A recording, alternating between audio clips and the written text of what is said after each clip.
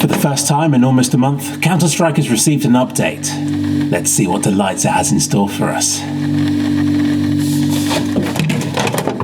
It's not exactly the biggest or most exciting update ever. It's more of a filler, taking out the old and readying us for the future.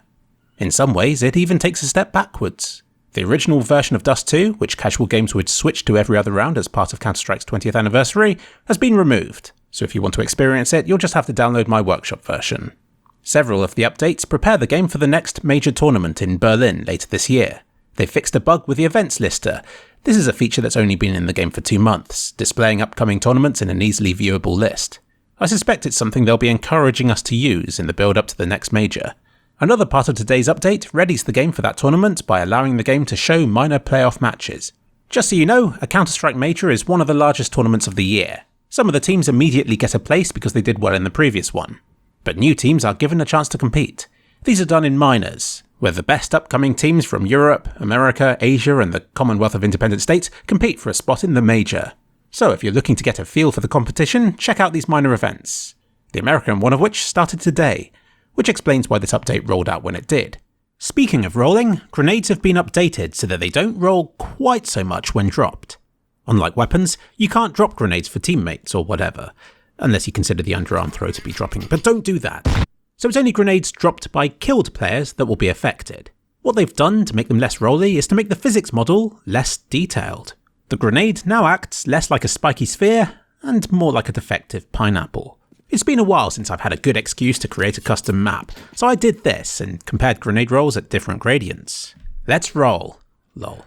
I repeated each 3 times because their movement can be a little unpredictable. I was surprised by how little difference this update made. But what it will do is to stop the grenade from rolling around and around in a circle once it reaches flat ground. We'll have no perpetual motion here, thank you very much. And that's it for the game's updates. A few maps have also been changed. Dust 2 lost the classic version, but I've already mentioned that. Workout has been brightened and has had a few gameplay tweaks. The cafe area is in a total state, so due to customer complaints, the plants at the entrance have been swapped out for bins. It's great to see recycling making its way into digital environments. This map has come so far since its release. A few extra horses have been added to the court for CT cover, as before that spot was open and exposed. The pool has been given a complete makeover. The textures have been swapped out for new ones, and the walls are brighter, which should in turn light the room up further. The room certainly looks a lot tidier now. This makeover extends to the showers. They were already brightened in a recent update, but have now had their tiles swapped out for even brighter, more welcome looking designs. I didn't realise how much the play area had changed until I saw these comparisons.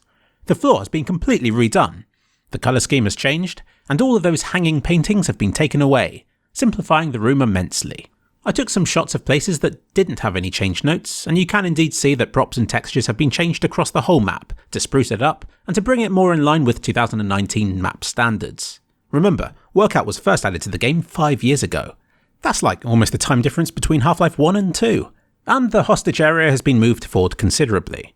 It still shows the old zones on the radar, but you only have to enter this courtyard to save them now. Even half the cafe is included, which I think will make it a lot harder for terrorists to camp out this spot now that CTs can reach it from so many different routes. And the clipping at the ice cream parlour has been smoothed out and simplified a bit. Nothing too exciting to write home about though.